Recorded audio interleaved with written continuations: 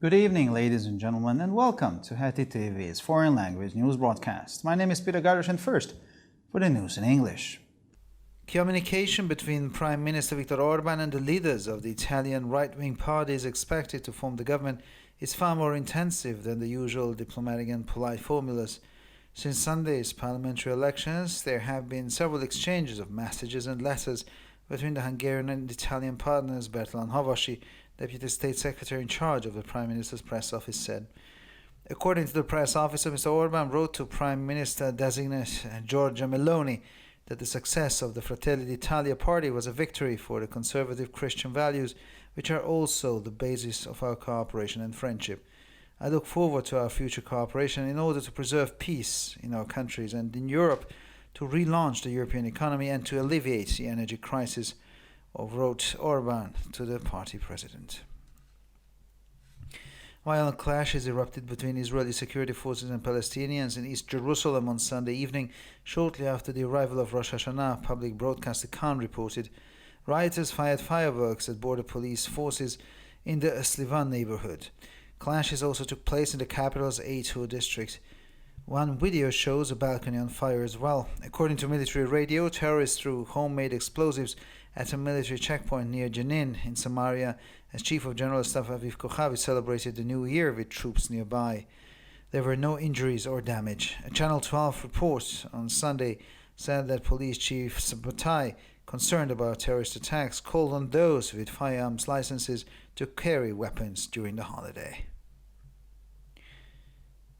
Figures released by the Italian Interior Ministry on Monday morning show that the right-wing coalition of the Italian Brotherhood, or FDL, the La Liga and the Let's Go Italy have managed to secure a solid majority in both houses of parliament, with support hovering between 43.8%. The La Liga, led by Matteo Salvini, came in at 8.8% and the Let's Go Italy at 1.8%. The left-wing coalition, led by Enrico Letta, scored 26.2%.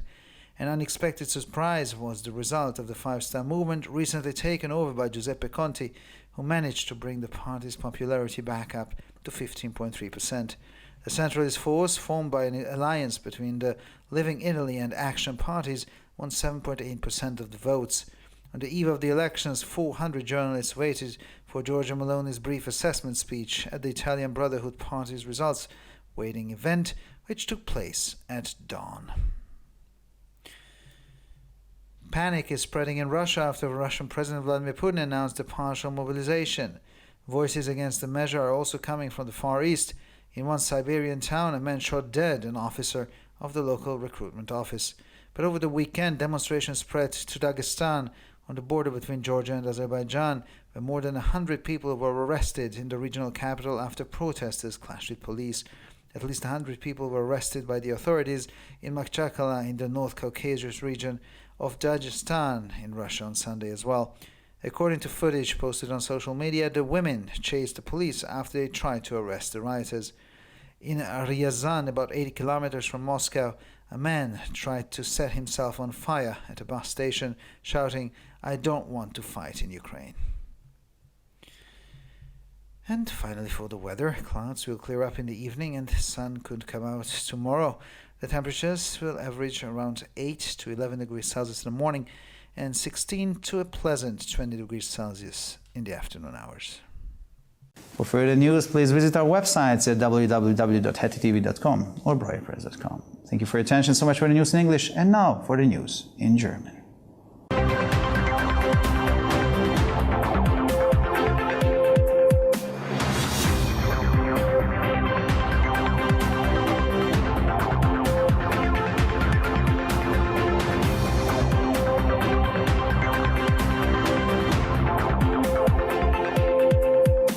Schönen guten Abend, liebe Zuschauer. Mein Name ist Peter Gardosh und nun zu den Nachrichten auf Deutsch.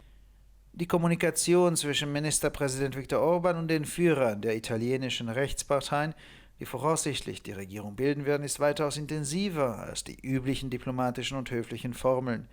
Seit den Parlamentswahlen vom Sonntag haben die ungarischen und italienischen Partner mehrere Nachrichten und Briefe ausgetauscht, so Bertalan Havasi, stellvertretender Staatssekretär im Presseamt des Ministerpräsidenten.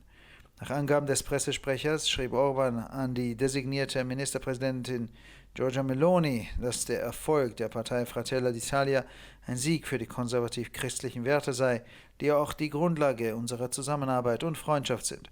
Ich freue mich auf unsere künftige Zusammenarbeit und den Frieden in unseren Ländern und in Europa zu bewahren, die europäische Wirtschaft wieder anzukurbeln und die Energiekrise zu lindern, schrieb Orban an den Parteivorsitzenden. Am Sonntagabend, kurz nach dem Beginn von Rosh Hashanah, kam es in Ostjerusalem zu gewaltsamen Zusammenstößen zwischen israelischen Sicherheitskräften und Palästinensern, wie der öffentlich-rechtliche Sender Kan berichtete. Im Stadtteil Silvan feuerten Randalierer Feuerwerkskörper auf Grenzpolizisten. Auch im Bezirk Atur, der Hauptstadt, kam es zu Zusammenstößen. Ein Video zeigt einen brennenden Balkon ebenfalls. Nach Angaben des Militärfunks warfen Terroristen selbstgebauten Sprengstoff auf einen Militärkontrollpunkt in der Nähe von Jenin in Samaria, als Generalstabschef Aviv Kochavi mit den Truppen in der Nähe ein neues Jahr feierte. Es gab keine Verletzten oder Sachschäden.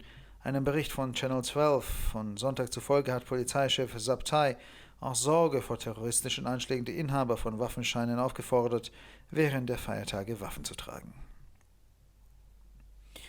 Aus dem am Montagmorgen vom italienischen Innenministerium veröffentlichten Zahlen geht hervor, dass die Rechtskoalition aus der italienischen Bruderschaft oder FDL, der La Lega und der Partei Let's Go Italy mit 43,8% eine solide Mehrheit in beiden Kammern des Parlaments erlangt hat. Die von Matteo Salvini angeführte La Lega kam auf 8,8%, während Let's Go Italy 8,1% erreichte. Die von Enrico Letta geführte Linkskoalition erreichte 26,2%. Eine unerwartete Überraschung war das Ergebnis der Fünf-Sterne-Bewegung, die vor kurzem von Giuseppe Conte übernommen wurde, der es schaffte, die Popularität der Partei wieder auf 15,3% zu steigern. Die zentralistische Kraft, die aus einem Bündnis zwischen den Parteien Lebendiges Italien und Aktion besteht, erhielt 7,8% der Stimmen. Am Vorabend der Wahlen warteten 400 Journalisten auf die kurze Bewertungsrede von Giorgia Meloni bei der Veranstaltung der italienischen Bruderschaft, die im Morgengrauen stattfand. Nachdem der russische Präsident Wladimir Putin eine Teilmobilisierung angekündigt hat, macht sich Russland in Panik bereit. Auch aus dem fernen Osten werden Stimmen gegen die Maßnahme laut. In einer sibirischen Stadt erschoss ein Mann einen Beamten des örtlichen Rekrutierungsbüros. Doch am Wochenende weiteten sich die Demonstrationen auf Dagestan an der Grenze zwischen Georgien und Aserbaidschan aus, wo mehr als 100 Menschen in der Regionalhauptstadt verhaftet wurden, nachdem Demonstranten mit der Polizei zusammengestoßen waren. Mindestens 100 Menschen wurden am Sonntag von den Behörden in Machachkala in der nordkaukasischen Region Dagestan in Russland festgenommen. Laut den in den sozialen Medien geposteten Aufnahmen verfolgten die Frauen die Polizei, nachdem diese versucht hatten, die Randalierer festzunehmen. In Rajan, etwa 80 Kilometer von Moskau entfernt, versuchte ein Mann, sich an einem Busbahnhof in Brand zu setzen und rief: „Ich will nicht in der Ukraine kämpfen." Und schließlich zum Wetter. Am Abend lockern die Wolken auf. Morgen könnte die Sonne herauskommen. Die Temperaturen liegen im Durchschnitt bei 8 bis 11 Grad am Morgen und zwischen 16 und 20 Grad am Nachmittag. Für weitere Nachrichten besichtigen Sie bitte unsere Webseiten www.hettitv.com sowie www.breuerpress.com.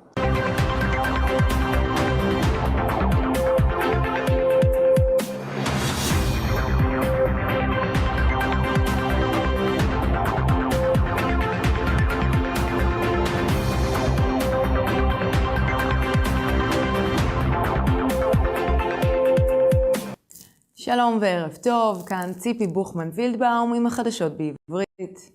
מתקיימת תקשורת הרבה יותר אינטנסיבית מהנוסחות הדיפלומטיות והמנומסות הרגילות בין ראש הממשלה ויקטור אורבן לבין מנהיגי מפלגות הימין האיטלקי הצפויות להרכיב את הממשלה.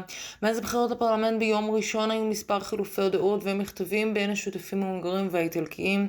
כך אמר ברטל נבאשי, סגן מזכיר המדינה הממונה על לשכת העיתונות של ראש הממשלה. לדברי ראש העיתונות, ויקטור אורבן כתב לראש הממשלה הצפויה ג'ורג'יה מלוני כי הצלחתה של מפלגת האחים האיטלקיים היא ניצחון הערכים השמרנים נוצרים שמהווים את הבסיס לשיתוף הפעולה והידידות שלנו. אני מצפה לשיתוף פעולה עתידי שלנו על מנת לשמור על שלום מדינתנו ואירופה, להפעיל מחדש את הכלכלה האירופאית ולהקל על משבר האנרגיה. כך כתב ויקטור אורבן ליושבת ראש המפלגה. עימותים אלימים פרצו בין הכוחות הביטחון הישראלים לפלסטינים במזרח ירושלים בליל ראשון, זמן קצר לאחר הגעת ראש השנה, כך דיווח ערוץ כאן. מתפרעים ירו זיקוקים לעבר כוחות משמר הגבול במחוז סילואן. עימותים התרחשו גם במחוז עטור בירושלים. סרטון אחד מציג מרפסת בוערת. לפי נתוני גל"צ, מחבלים השליכו חומר נפץ מתוצרת בית לעבר מחסום צבאי סמוך לג'נין בשומרון. כאשר הרמטכ"ל אביב כוכבי חגג את השנה החדשה עם הכוחות הסמוכים, לא נגרם פציעה או נזק. ביום ראשון דווח בערוץ 12 כי מפקד המשטרה שבתאי, מתוך דאגה לפיגועים, קרא לאלה בעלי רישיון להחזיק נשק שהתכוננו לשאת אותו עימם במהלך החג.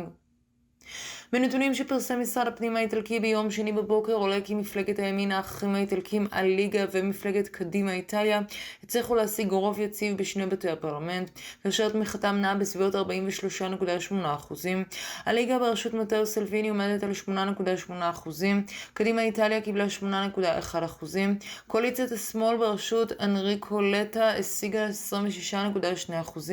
התוצאה של תנועת חמשת הכוכבים שעל מנהיגותה השתלט לאחרונה ג'וספה קונטה הצליחה להעלות את הפופולריות של המפלגה בחזרה ל-15.3%. הכוח הריכוזי שנוצר מהברית של איטליה חיה ומפלגת הפעולה זכה ב7.8% מהקולות.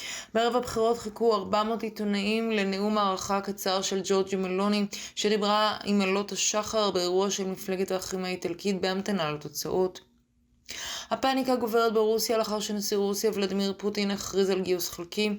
קולות נגד הצעד מגיעים גם מאזורי המזרח הרחוק של המדינה.